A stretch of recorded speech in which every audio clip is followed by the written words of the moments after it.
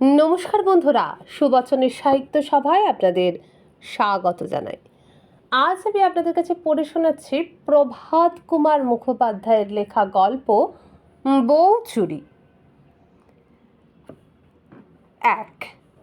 যে সময়ে নব্যবঙ্গে ব্রাহ্ম ধর্মে দীক্ষিত হইবার একটা ভারী ধুম পড়িয়া গিয়াছিল, সেই সময়ের কথা বলিতেছি।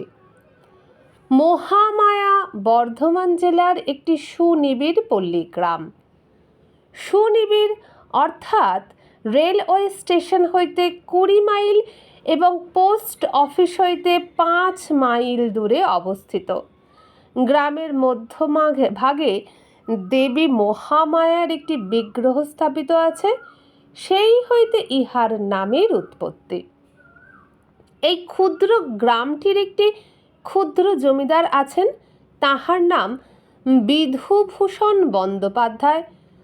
তাহার মধ্যম পুত্র অনাথ শরণ বিএ পরীক্ষা দিয়া কয়েকদিন হইল বাড়ি আসিয়াছে। ছেলেটির বয়স 22 বৎসর হইবে, বেশ পারিপাট্য আছে, চেহারাটি মন্দ নহে, কিন্তু পিতা তাহার উপর কয়েকটি কারণে অত্যন্ত চটা।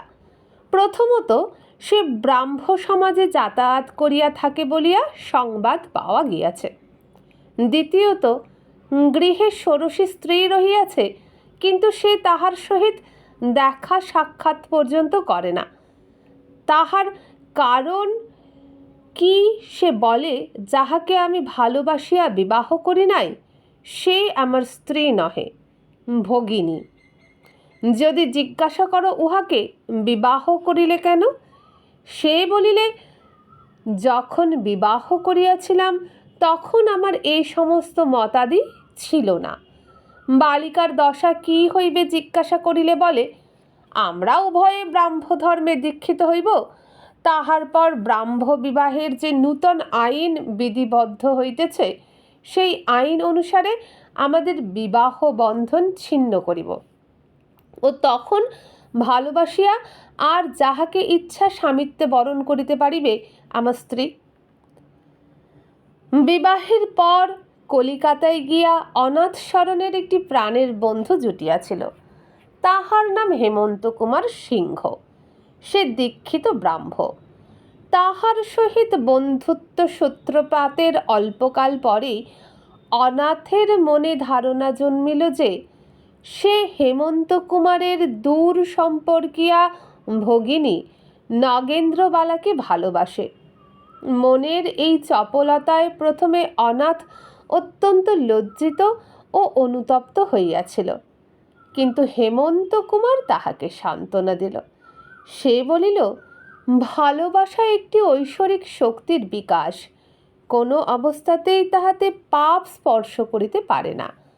বিশেষত হেমন্ত কুমারের প্রবল বিশ্বাস, প্রেম সম্পর্কবিহীন পূর্বরাগ বর্জিত বিবাহই নহে। অনাথ মন্দাকিনীকে ভালোবাসিয়া বিবাহ করে নাই, সুতরাং সে তাহার স্ত্রী নহে, ভগ্নী। এই অদ্ভুত মত হেমন্তই অনাথের মস্তিষ্কে প্রবেশ করাইয়াছে। নগেন্দ্রবালাও যে অনাথের প্রতি প্রণয়শালিনী, ইহাও দুই বন্ধু অনুমান করিয়া লইয়াছে। এই বিবাহ হইলেই যথার্থ আদর্শ বিবাহ হয়, ইহাই হেমন্ত কুমারের মত। কিন্তু অনাথের তথাকথিত স্ত্রী বর্তমানে তাহা অসম্ভব। নগেন্দ্রবালার প্রতি প্রণয় ব্যক্ত করিবার অধিকার পর্যন্ত অনাথের নাই।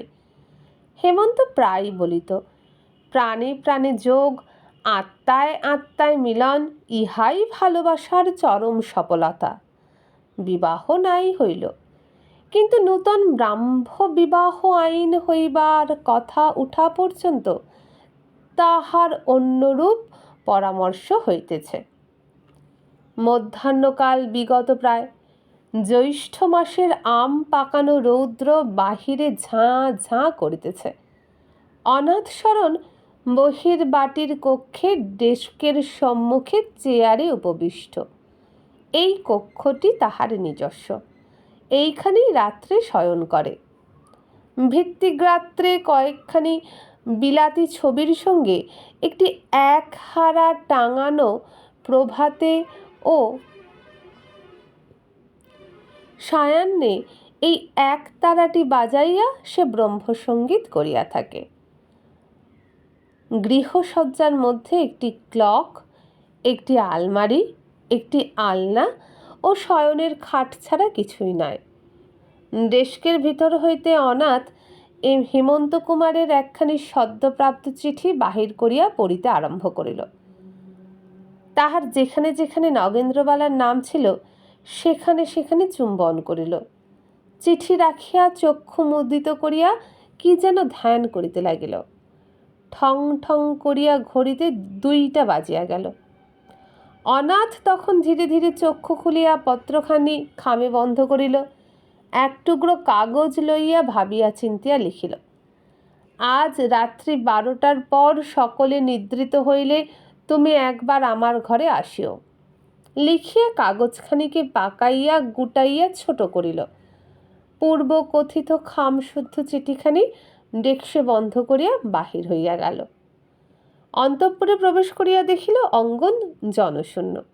প্রথম কক্ষে তাহার বৌদিদি কয়েকজন সখীকে লইয়া তাস খেলিতেছেন। দ্বিতীয় কক্ষে প্রবেশ করিয়া দেখিল পালঙ্কের উপর জননী নিদ্রা মাখা। কুলুঙ্গির কাছে তাহার বালক ভ্রাতস্পুত্রটি দাঁড়াইয়া চুরি করিয়া কুল আচার ভক্ষণ করিতেছে। কাকাকে দেখিয়া সে অপ্রতিভ হইয়া হাসিয়া ফেলিল। কাকা তাহার প্রতি দিকপাত না করিয়া সে স্থান ত্যাগ করিলেন। তৃতীয়টি পূজার ঘর। নারায়ণশিলা আছেন। মূর্তি বিদ্বেষ বশত ইদানিং অনাথ শরণ এই কক্ষে প্রবেশ করিত না। বাহিরে দাঁড়াইয়া দেখিল তাহার স্ত্রী মন্দাকিনী মেঝের উপর বঁটি পাতিয়া বসিয়া তেঁতুল কাটিতেছে। দক্ষিণ হস্তের কাছে কলার পাতার উপর কতকটা কাটা তেঁতুল, বাটির নিম্নে এক রাশি কাঁই বিচি ছড়ানো। মন্দাকিনীর ওষ্ঠাধর তাম্বুল রাগ রঞ্জিত, কপালে বিন্দু বিন্দু ঘর্ম, অঞ্চলাগ্র গলায় জড়ানো। মন্দা আপন মনে হেঁট হইয়া তেঁতুল কাটিতেছিল। স্বামীকে দেখিতে পায় নাই। অনাথ প্রায় 1 মিনিট কাল বিস্ময়াবিষ্ট হইয়া স্ত্রীর মুখপানে চাহিয়া রহিল। বিবাহের পর এই সে প্রথম মন্দাকে ভালো করিয়া দেখিতেছে। উঠানে আম গাছের শাখা হইতে একটা পাকা আম বাতাসে পড়িয়া গেল। সেই শব্দে মন্দা চমকিয়া বাহিরের পানে চাহিল। দেখিল বারান্দায় স্বামী দাঁড়াইয়া। তৎক্ষণাৎ সে বঁটি ছাড়িয়া উঠিয়া পড়িল। আধ হাত পরিমাণ ঘুমটা টানিয়া দিয়া জানলার কাছে সরিয়া দাঁড়াইল। তাহার অঞ্চলবদ্ধ চাবিগুলি রিন রিন করিয়া উঠিল। অনাথ মৃদু পদক্ষেপে ঘরে প্রবেশ করিল। মন্দাকিনীর পা লক্ষ্য করিয়া পাকানো কাগজখানি ছুঁড়িয়া দিয়া বাহির হইয়া গেল। সে চলিয়া গেলে মন্দাকিনী কাগজগুলি কুড়িয়া লইল। প্রথমত দুয়ারটা বন্ধ করিল, জানালার কাছে আসিয়া কাগজখানি খুলিয়া পাঠ করিল। তাহার বক্ষ দুরু দুরু করিতে লাগিল। আবার পাঠ করিল। জানলার বাহিরের দিকে তাকাইল। আবার একবার পাঠ করিল। তারপর নারায়ণশিলার কাছে গলবস্ত্র হইয়া প্রণাম করিতে লাগিল। এতদিন কি তাহার দুর্ভাগ্য ঘুচিতেছে? মন্দাকিনীর জ্বর গায়ে বিবাহ হওয়ায় ফুলসজ্জা হয় নাই। তাহার পর সে 3 দিন মাত্র শ্বশুর বাড়ি ছিল, কিন্তু অনাথ শরণের সহিত সাক্ষাৎ হয় নাই। তখন তাহার 13 বৎসর বয়স। তাহার পর বাপের বাড়ি চলিয়া গিয়া মাঝে কয়েক মাস আসিয়াছিল, কিন্তু অনাথ শরণের তখন নতুন মত হইয়াছে। নবীনারা অনেক চেষ্টা করিয়া তাহাকে অন্তঃপুরে যাইতে অনুরোধ করিয়াছিল, কিন্তু অনাথ শরণ যায় নাই। এইবারে বিয়ে পরীক্ষা দিয়া আসিবা মাত্র নবীনারা আর উদ্যোগ লন নাই। তাহাদের অপমান হইয়াছে। তাহারা অনাথ শরণকে জব্দ করিতে বদ্ধপরিকর। এমন সময়ে দ্বারে দুমদুম করিয়া আঘাত হইল। মন্দাকিনী দরজা খুলিয়া দিল। দেখিল তাহার ননদ হরিমতি। হরিমতি বিধবা হইয়া এইখানে আছে আজ 5 বৎসর। হরিমতির সহিত মন্দাকিনীর খুব ভাব। হরিমতি কৌশলে জানিয়া লইল মন্দাকিনী কেন দোর বন্ধ করিয়া দুপুর বেলা রইয়াছে। মন্দাকিনী অবশেষে তাহাকে চিঠিটি দেখাইল। হরিমতি বলিল, তোর বড্ডে রকম দেখে আর হেসে বাঁচিনে। যা ভেবেছিলাম তাই। এইবার এসে অবধি ছোটদা উসখুস করে বেড়াচ্ছে। কিন্তু বড় বৌদি বলেছেন আর আমি অপমান হতে যাব না। কিন্তু ভাই, আমি যেতে পারবো না। মন্দা বলল, কেন? সে আমার ভারী লজ্জা করবে। হরিমতি হাত নাড়িয়ে বলিল, ওগো আমার কচি খুকিটি গো, বরের কাছে যেতে লজ্জা করবে। কতক্ষণে যাবি ঘন্টা গুনছিস তাই বল, মুখে আর ন্যাকামো করতে হবে না। মন্দা বলিল, না ভাই, আমার বড় ভয় করছে। হরিমতি বলিল, প্রথম দিন তো, আর ভয় হবে না। কিন্তু রোজ রোজ যেতে হলে যদি ধরা পড়ে যাই, ক্ষতি কি? লজ্জা তো একদিন ভাঙতেই হবে।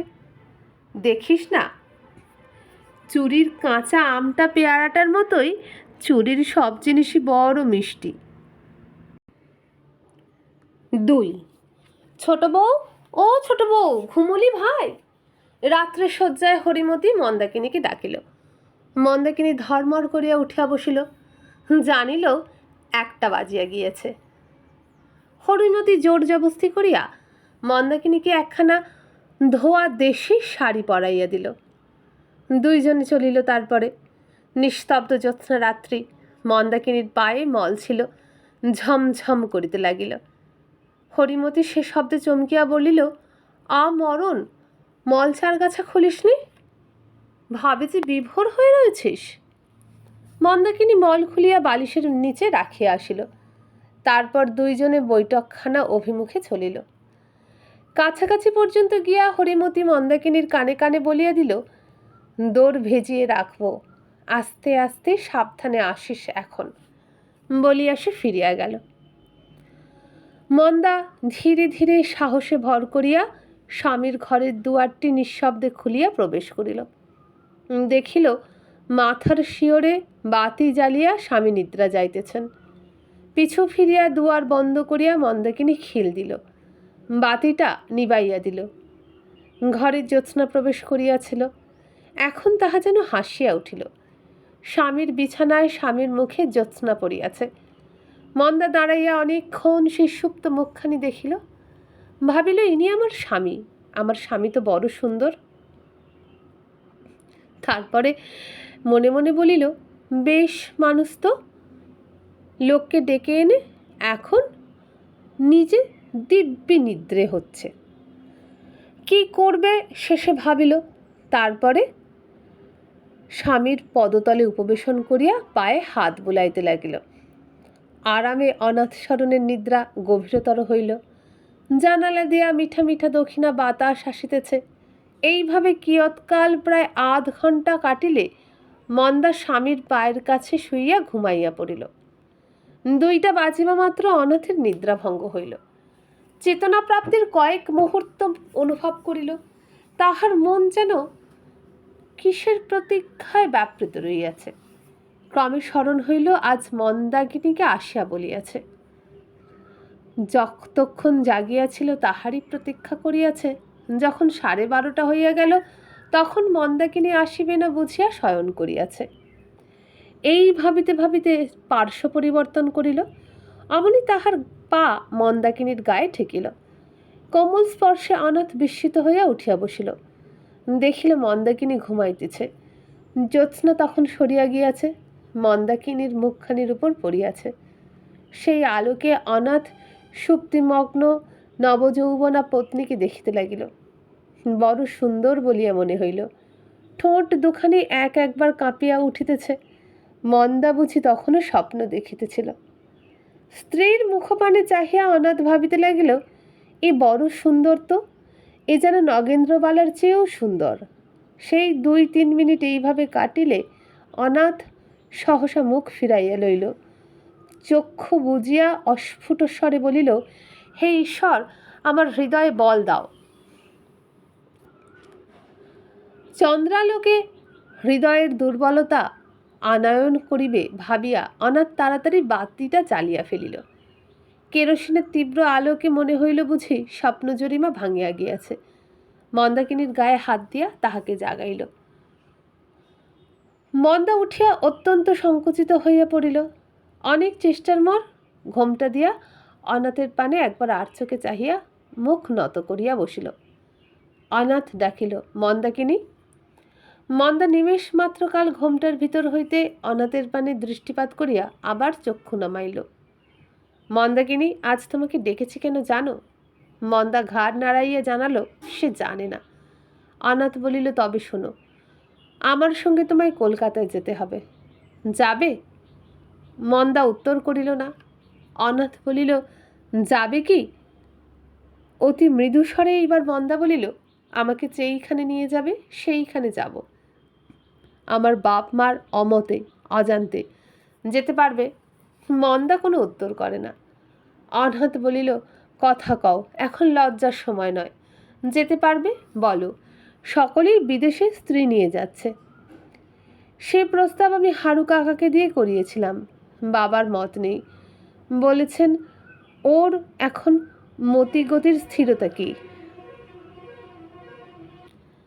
নিজে যে চুলোয় ইচ্ছে হয় সেই চুলোয় যাক। বাড়ির বউটাকে যে জুতো মোজা পরিয়ে ব্রাহ্ম সমাজে নিয়ে যাবে সে আমি বেঁচে থাকতে দেখতে পারবো না। তুমি কি আমায় ব্রাহ্ম সমাজে নিয়ে যাবে? আমরা দুজনে পবিত্র ব্রাহ্ম ধর্মে দীক্ষিত হব। মন্দাকিনী। মন্দাকিনী প্রমাদ গণিল। স্বামী কি রহস্য করিতেছেন? বলিল, আমি ঠাকুর দেবতা মানি, ব্রহ্মজ্ঞানী কিভাবে হব? অনাথ রীতিমতো গাম্ভীর্যের সহিত বলিল, ও সকল বিশ্বাস তোমায় পরিত্যাগ করতে হবে। ও সব ভুল। আমি কি করে এক ঈশ্বরে বিশ্বাস করি? তুমি লেখাপড়া শিখেছ, আমার কি বুদ্ধি আছে? তোমাকেও লেখাপড়া শেখাবো। কলকাতায় গিয়ে সমস্ত বন্দোবস্ত করে দেব। মেয়েদের স্কুলে ভর্তি করে দেব। মন্দাকিনী ঘাড় নাড়িয়া বলিল, লেখাপড়া যদি শিখতে হয় তবে আমি তোমার কাছে শিখব। বুড়ো বয়সে আমি স্কুলে যেতে পারবো না। অনাথ কিয়ৎক্ষণ চুপ করিয়া থাকিয়া বলিল, তুমি ভুল বুঝছ। আমরা দুজনে একত্রে এক বাড়িতে থাকিব না তো?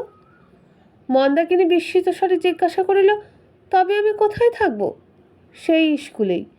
সেইখানে মেয়েরা পড়ে, রীতিমতো সকল বন্দোবস্ত আছে। মন্দা স্থির স্বরে বলিল, তবে আমি যাব না। অনাথ দেখিল যেখানে রোগ সেখানে চিকিৎসা হইতেছে না। সকল কথা খুলিয়া বলা আবশ্যক। বলিল, কেন আমি এতদিন তোমার সঙ্গে সাক্ষাৎ করিনি, তুমি কিছু শুনেছ? মন্দা বলিল, শুনেছি, কিন্তু ভালো বুঝতে পারিনি। তবে বুঝিয়ে বলি, শোনো। প্রথমত, আমাদের বিবাহ ভালোবাসার বিবাহ নহে। দ্বিতীয়ত, তার অনুষ্ঠানাদি পৌত্তলিকী মতে অনুসারে হয়েছে। এই 2 কারণে আমার মতে আমাদের বিবাহ অসিদ্ধ। সুতরাং তুমি আমার স্ত্রী নও, বোনের মতো, বুঝলে? না না, ছি ছি। তবে আর একটা কথা খুব স্পষ্ট করে বলি, শোনো। আমি তোমাকে ভালোবাসি নে, তা তো দেখতেই পাচ্ছি। আমি আর একজনকে ভালোবাসি। তবে আমাকে কলকাতায় নিয়ে গিয়ে কি করবে? দেখো মন্দা, আমি তোমায় ভালো না বেশে বিয়ে করেছি। সেই তোমার প্রতি যথেষ্ট অত্যাচার করা হয়েছে। তার উপর তোমার বাকি জীবনটা নিষ্ফল করে দিয়ে আর সর্বনাশ করব না।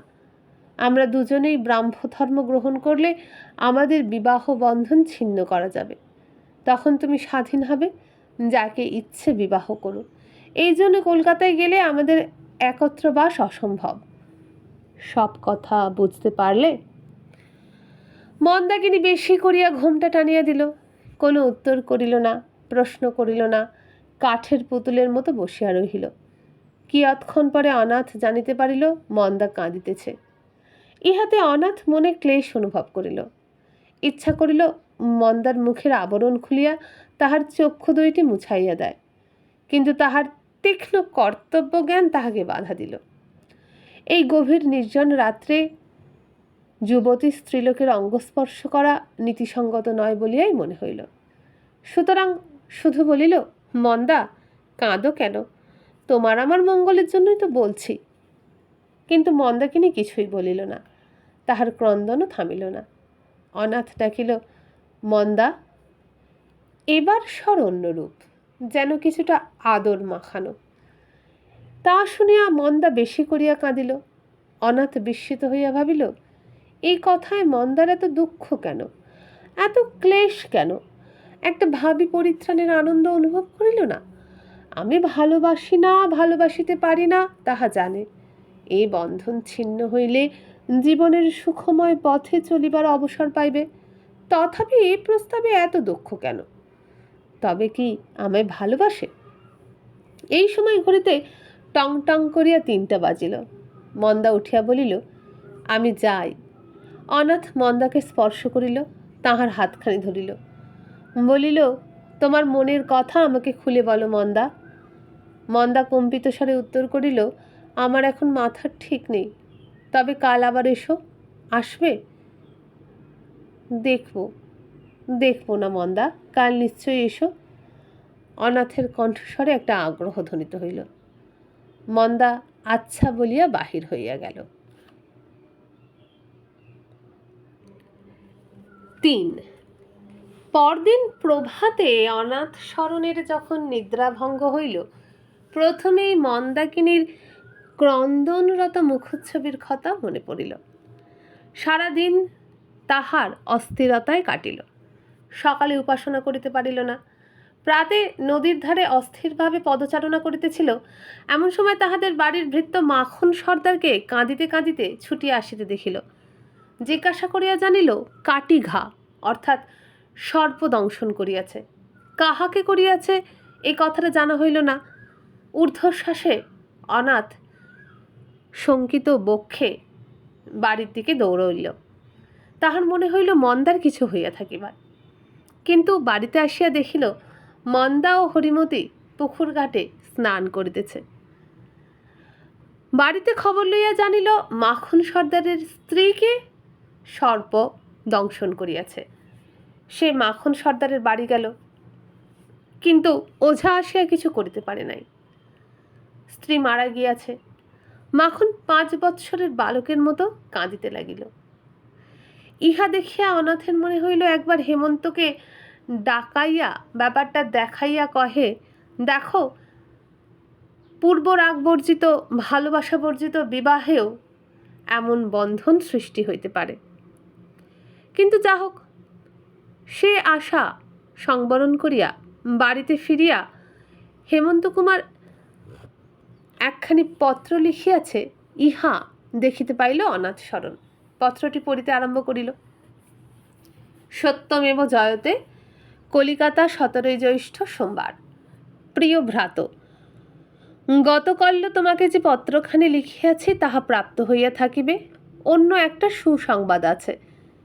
কান্তপুরের রাজা শ্রীযুক্ত অশ্বিনীরঞ্জন রায় বাহাদুর তাহার পুত্রের জন্য গৃহশিক্ষক অন্বেষণ করিতেছিলেন। বৈকালে 2 ঘণ্টা পড়াইতে হইবে। বেতন 50 টাকা। আমি ইহা শ্রবণ করিয়া তাহার সহিত সাক্ষাৎ করিয়াছি। তোমায় তিনি ওই কার্যেও নিযুক্ত করিতে পারিলে অত্যন্ত সুখী হইবেন, কিন্তু তাহা হইলে তোমায় 1 সপ্তাহের মধ্যে কার্যে প্রবৃত্ত হইতে হইবে। অতএব তুমি পত্র পাঠ মাত্র পূর্ব পরামর্শ মতো শ্রীমতী মন্দাকিনীকে সমবিবাহারে লইয়া চলিয়া আসো। তোমার উত্তর পাইলেই বালিকা বিদ্যালয়ে তাহার জন্য সমস্ত ব্যবস্থা করিয়া রাখিব। আমার সহিত দেখা হইলেই নগেন্দ্রবালা তোমার কথা জিজ্ঞাসা করেন। তোমার প্রতি তাহার প্রেম যে উত্তরোত্তর বৃদ্ধি পাইতেছে তাহা সন্দেহ নাই। ভগিনী মন্দাকিনীর একটা ব্যবস্থা হইবে, তুমি শঙ্কা করিও না। যদি বাধাপ্রাপ্ত হয় তো স্মরণ করিও পৃথিবীতে অধিকাংশ শুভকার্য সম্পাদনে বাধা অতিক্রম করিতে হইয়াছিল। ঈশাস্বীয় প্রিয় প্রচার করিবার জন্য আপন প্রাণ পর্যন্ত দিতে কুণ্ঠিত হন নাই। সর্বমঙ্গলময় বিধাতা তোমার সহায় হউন। ভবদীয় শ্রী হেমন্ত কুমার সিংহ।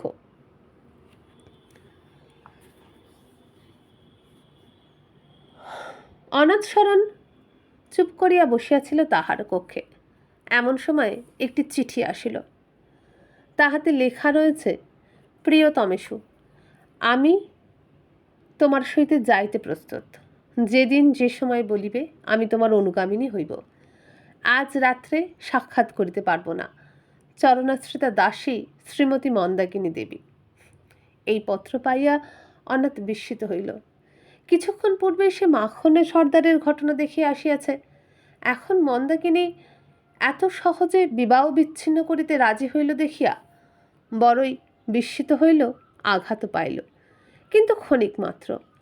দুই তারা দিয়া সে মনকে স্থির করিয়া লইয়া মন্দাকিনীকে লিখিল, প্রিয় ভগিনী, আজ রাত্রি 1টার সময় যাত্রা করিতে হইবে। ওই সময় আমরা যাত্রা করিব। আমার ঘরে আসিও।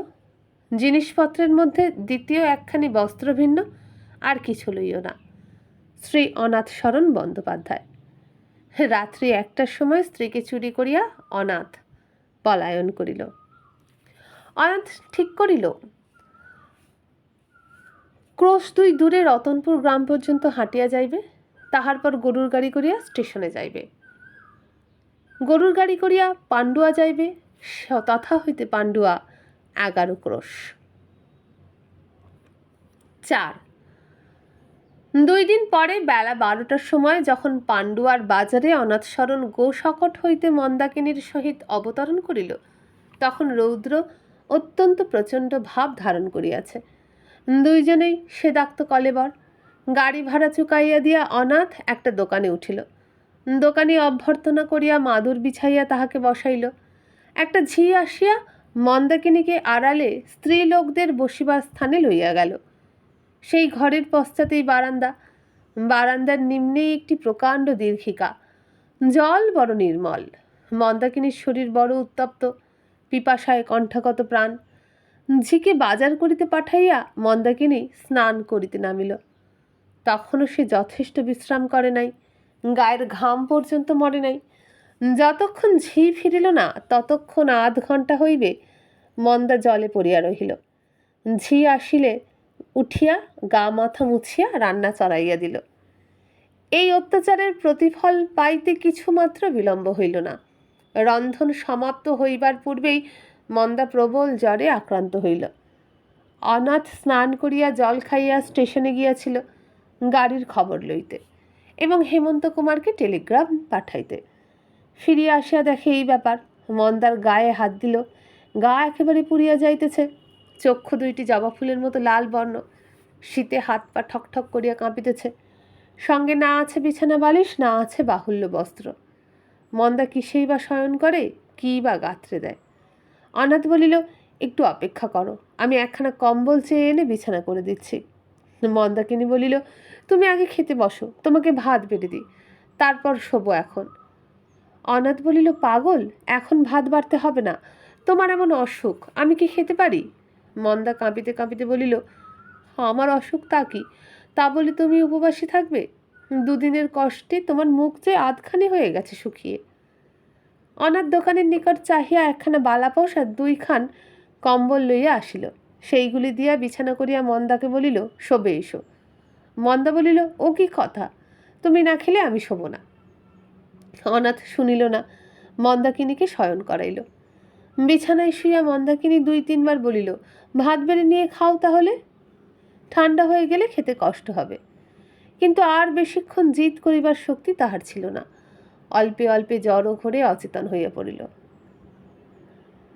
3 দিন পরে যখন মন্দাকিনীর জ্ঞান হইল, তখন সে চক্ষু খুলিয়া দেখিল বিছানার কাছে স্বামী বসিয়া। অনাথ জিজ্ঞাসা করিল, মন্দা কেমন আছো? মন্দা বলিল, ভালো আছি, তুমি ভাত খেয়েছ?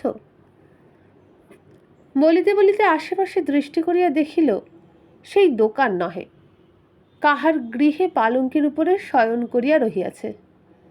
জিজ্ঞাসা করিল, এ কি, আমি কোথায় রয়েছি? অনাথ বলিল, মন্দা, তোমাকে সে কথা যে শোনাইব, কি বলিব। 3 দিন যা গেছে, এখানে এক জমিদারের বাগান বাড়ি। মন্দা বলিল, 3 দিন? হ্যাঁ মন্দা, 3 দিন তুমি অচেতন হয়ে শুয়েছিলে। এখন যদি বাঁচাতে পারি তবেই সব দিক রক্ষে। মন্দা কিছুক্ষণ নীরব থাকিয়া অত্যন্ত ক্ষীণ স্বরে বলিল,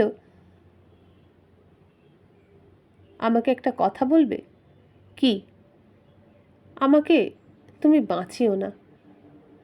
এই কথা শুনিয়া অনাথের চক্ষু দিয়ে জল আসিল। বলিল, ছি মন্দা, ও কথা কি বলিতে আছে? তুমি ভালো হবে, তুমি বাঁচবে। মন্দার ঠোঁট দুটি ভাসিয়া উঠিল, চোখ জলে ভাসিয়া গেল। সে অনাথের দিকে চাহিয়া বলিল, কি হবে আমার বেঁচে? আমায় যেতে দাও। না মন্দা, তোমাকে আমি যেতে দেব না। কি করবে আমায় নিয়ে? আমি তোমায় ভালোবাসবো। রোগিণীর দুর্বল মস্তিষ্ক চিন্তার ভার আর সহিতে পারিল না। চক্ষু মুদিয়া মন্দা ঘুমাইয়া পড়িল। কিয়ৎক্ষণ পরে ডাক্তারবাবু আসিলেন। অনাথ সহস্র মুখে তাহাকে নমস্কার করিয়া বলিল, দুপুরবেলাকার ওষুধটায় বেশ ফল হয়েছে। এই কিছুক্ষণ আগে কথাবার্তা কয়েছেন। ডাক্তারবাবু বলিলেন, তবে আর ভাবনা নেই, এই জ্বরটুকু 2 দিনে সারিয়ে দেব। কিন্তু আপনি যে মারা গেলেন, এই 3 দিন তো একরকম না খেয়ে আপনি ঠায় বসে আছেন। আপনার মতো পত্নীপ্রেমিক স্বামী আমি খুব কম দেখেছি। অনাথ মনে মনে বলিল, খুব কমই বটে। প্রকাশ্যে বলিল, আমার স্ত্রী আমি তো স্বভাবতই করব, কিন্তু আপনি যে সহৃদয়তার পরিচয় দিয়েছেন তাহার তুলনা নেই। প্রবীণ ডাক্তারবাবু আত্মপ্রশংসায় সংকুচিত চিত্ত হইয়া বলিলেন, আমি বেশি কি করেছি? যা করেছি সেই তো আমার পেশা, জীবিকা। আপনি যদি বাবুদের বলে বাগান বাড়ি খুলিয়ে না দিতেন, তাহলে দোকানের সেই স্যাঁতস্যাঁতে মেঝেতে কম্বলের উপর শুয়ে আমার স্ত্রী কদিন বাঁচতেন। ডাক্তারবাবু কথা উল্টাইয়া অন্য কথা পারিলেন। তাহার পর ঔষধ পথ্যাদি সম্বন্ধে উপদেশ দিয়া প্রস্থান করিলেন। সেদিন রাত্রি 10টায় মন্দার জ্বর মুক্ত হইল। সে সারা রাত্রি সুনিদ্রা উপভোগ করিল। তাহার পার্শ্বে শয়ন করিয়া অনাথ অনেক দিন পর খুব ঘুমাইল। 5 প্রভাতে যখন ডাক্তারবাবু আসিলেন, তখন মন্দাকিনী তাহাকে দেখিয়া মাথায় কাপড় দিল। জ্বর ছাড়িয়াছে শুনিয়া ডাক্তারবাবু অত্যন্ত আনন্দ প্রকাশ করিলেন। বলিলেন, আর কিছু মাত্র ভয় নাই, এখন ইহাকে খুব প্রফুল্ল রাখা প্রয়োজন। ডাক্তারবাবু চলিয়া গেলে অনাথ মন্দাকে নিয়মিত ঔষধ পথ্যাদি সেবন করাইল। তাহার পরে 2 জনে কথাবার্তা আরম্ভ হইল। মন্দা বলিল, এ কদিন কি খেলে? ডাক্তারবাবুদের বাড়ি থেকে ভাত আসতো, তবে চেহারা এমন হয়ে গেল কেন?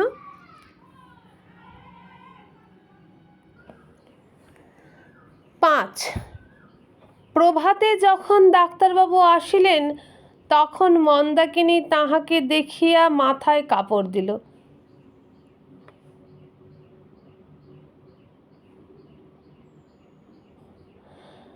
ডাক্তারবাবুদের বাড়ি থেকে ভাত আসতো শুনে বলিল, তবে চেহারা তোমার কেমন আধখানা হয়ে গেল কেন? তোমার কি আমার জন্যই কষ্ট? অনাথ মৃদু হাসিয়া বলিল, যদি আমার ব্যারাম হতো তাহলে তুমি আমার জন্যে করতে না? মন্দা বিছানার দিকে চাহিয়া আস্তে আস্তে বলিল, আর ব্যারামের প্রার্থনায় কাজ নেই। অনাথ মন্দার একখানি হাত ধরিয়া আদর করিয়া বলিল, প্রার্থনা নাই করলাম, হলে করতে কি না? করি না তো কি? কেন? অশ্রুবদ্ধ কণ্ঠে মন্দা বলিল, তুমি যে আমার স্বামী। মন্দার হাতখানা অনাথ চাপিয়া ধরিয়া বলিল, তুমি যে আমার স্ত্রী। মন্দা সস্মিত মুখে জিজ্ঞাসা করিল, কবে থেকে? যেদিন তোমায় ভালোবেসেছি। মন্দাকিনী কিয়ৎক্ষণ চুপ করিল, বলিল, তুমি না ব্রাহ্ম, তুমি না মিছে কথা বলো না? অনাথ বলিল, আমি ব্রাহ্ম, আমি মিছে কথা বলি নে, আমি তোমায় ভালোবাসি। তবে যে সেদিন বললে বাসবো। অনাথ নিরুত্তর। বলল, তুমি তো আমায় ভালোবাসো না, কিসে জানলে? তুমি তো আমাদের বিবাহ বন্ধন ছিন্ন হতে দিতে সম্মত হয়েছিলে, তাই তো কলকাতায় যাচ্ছিলে। মন্দা হাসিয়া বলিল, তা বুঝি? কি তবে? আমি বুঝি আসতে চেয়েছিলাম, ঠাকুরজিই তো আমাকে পাঠালে। তার ভারী ইচ্ছে তোমার আরেকটি বিয়ে হয়। হ্যাঁ, পাত্রও ঠিক করে দিয়েছিল। কে? যমরাজা। অনাথ হাসিতে লাগিল। মন্দা বলিল, ঠাকুরজিই বলেছিলে। তোকে যেমন দাদা বাড়ি থেকে চুরি করে নিয়ে যাচ্ছে, তুই তেমনি পথে তার মন ডাকাতি করবি। না যদি পারিস তবে। অনাথ বাধা দিয়া বলিল, তবে ওই যে বন্দোবস্ত, তা ডাকাতি করেছ বটে। এদিকে অন্য বিয়ের জগার যন্ত্রটিও বেশ করে তুলেছিলে। মন্দা বলিল, কিন্তু সে ভালোবাসার বিয়ে হচ্ছিল না তো, তাই ব্যাঘাত হলো। কখন আমি তোমার মন ডাকাতি করেছি সেইটা শুনতে পাইনি? সেসব পরে বলবো। কখন করেছি সেইটা বলো না। কখন? যেদিন আমার বিছানায় আমার পায়ের কাছে ঘুমোচ্ছিলে, তখন আরম্ভ করেছ। তারপর সারা পথে। মন্দা অল্প অল্প হাসিতে হাসিতে বলিল, তবে পথে কেন আত্মসমর্পণ করনি? অনাথ কিছু না বলিয়া স্ত্রীর মুখের পানে চাহিয়া রহিল। মন্দা মৃদুস্বরে বলিল, নগেন্দ্রবালা। আমার স্বামীকে নগেন্দ্রবালা নেবে? নগেন্দ্রবালার বড় সাধ্যি। চলো একবার, কলকাতায় তাকে আমি দেখব। অনাথ বলিল, কলকাতায় তো যাব না, পশ্চিমে যাব, তোমার শরীর সারাতে। আজ সন্ধে ডাক্তারবাবুদের বাড়ি নিমন্ত্রণ খাইয়া কল্ল প্রভাতে গাড়িতে তাহারা মুঙ্গের যাত্রা করিবে। সমস্ত ঠিকঠাক। সন্ধ্যার পর ডাক্তারবাবুর বৈঠকখানায় বসিয়া অনাথ হেমন্ত কুমারের নিকট হইতে এই পত্র পাইল। ব্রহ্ম কৃপাহি কেবলম। কলিকাতা, 25শে জ্যৈষ্ঠ, মঙ্গলবার। প্রিয় ভ্রাত, ভগিনী মন্দাকিনীর অসুস্থতার সংবাদে অত্যন্ত দুঃখিত হইলাম। ঈশ্বর শীঘ্র তাহার আরোগ্য বিধান করুন। আজ তোমায় একটি দারুণ দুঃসংবাদ দিব, প্রস্তুত হও। তুমি বলিয়াছিলে তোমার দৃঢ় বিশ্বাস নগেন্দ্রবালা তোমাকে ভালোবাসেন। আমারও তাহাই বিশ্বাস ছিল, কিন্তু কল্ল সন্ধ্যাকালে আমার সে ধারণা চূর্ণ হইয়াছে। শুনিলাম শরতের সঙ্গে নগেন্দ্রবালার বিবাহ স্থির। আরও শুনিলাম 2 বৎসর হইতে তাহারা পরস্পরের প্রণয়ে আবদ্ধ। সুতরাং নগেন্দ্রবালার ব্যবহারে তুমি যে অনুমান করিয়াছিলে তোমার প্রতি তিনি প্রণয়বতী, তাহা তোমার ভ্রান্তি মাত্র। এখন তুমি কি করিবে? এই দুঃসহ শোক কেমন করিয়া বহন করিবে? তোমার আর একটি ভুল হইয়াছে। হিন্দু মতে যে বিবাহ সম্পন্ন হইয়াছে, নতুন ব্রাহ্ম বিবাহ আইনের সঙ্গে তাহার কোনো সম্পর্ক নাই। সুতরাং তোমরা উভয়ে ব্রাহ্ম হইলেও সেই সম্বন্ধ ছিন্ন করিবার পথ বন্ধ। তুমি কি কলিকাতায় আসিবে? 4-5 দিনের মধ্যেও যদি ভগিনী আরোগ্য লাভ না করেন, তাহলে কি হইবে? আর যদি করেন, তা হইলে আসিতে পারো। পূর্বকথিত রাজবাড়ির সেই কার্যটি হস্তান্তরিত হইবে না তা হইলে। কিন্তু আমার পরামর্শ, ভগিনীকে গৃহে পাঠাইয়া দিয়া তুমি কিয়দ্দিন হিমালয়ের কোনো নিভৃত গুহার মধ্যে তপস্যা ও উপাসনার দ্বারা চিত্তস্থির ও আত্মশান্তি বিধান করো। ভবদীয় শ্রী হেমন্ত কুমার সিংহ। রাত্রি 9টার পর ডাক্তারবাবু বাড়ি ফিরিয়া অনাথের স্ত্রী অনাথের পত্রখানি দেখিল। মন্দা পড়িয়া হাসিতে লাগিল। বলিল, তবে আর নগেন্দ্রবালার উপর আমার রাগ নাই। মুঙ্গিরে না গিয়ে কলকাতাতেই চলো, নগেন্দ্রবালার বিয়েটা দেখতে হবে। অনাথ বলিল, তাই চলো। মুঙ্গেরে যাবার আরেকটা উদ্দেশ্য ছিল, আমায় ভুলে যেতে নগেন্দ্রবালাকে অবসর দেওয়া। শুনিয়া মন্দাকিনী ভারী অভিমানের ভান করিল। বলিল, তাই তখন মনের কথা খুলে বললেই হতো। বলা হলো, তোমার শরীর সারানোর জন্য পশ্চিম যাচ্ছে। বাইরে অন্ধকার বকুল গাছে একটা কোকিল বসিয়াছিল। সে হয়তো মানবের ভাষা বুঝিতে পারে। বুঝি মন্দাকিনীর এই ছলনাময় মান কথা শুনিয়া সে ভারী আমোদ পাইল। তাই মুহুর্মুহু ঝঙ্কার দিতে আরম্ভ করিল। অনাথ স্ত্রীকে বক্ষের নিকট টানিয়া লইয়া তাহার মুখচুম্বন করিল। বলিল, না গো না, তা নয়। বন্ধুরা, এখানেই শেষ হয়ে গেল আজকের ছোট গল্পটি। গল্পটির কিছু কিছু স্থানে হুবহু না পড়ে আমি সারাংশ করেছি। আশা করি আমার এই মার্জনা, আমার এই ত্রুটি আপনারা মার্জনা করবেন। আজকে তাহলে বিদায় নিলাম। নমস্কার।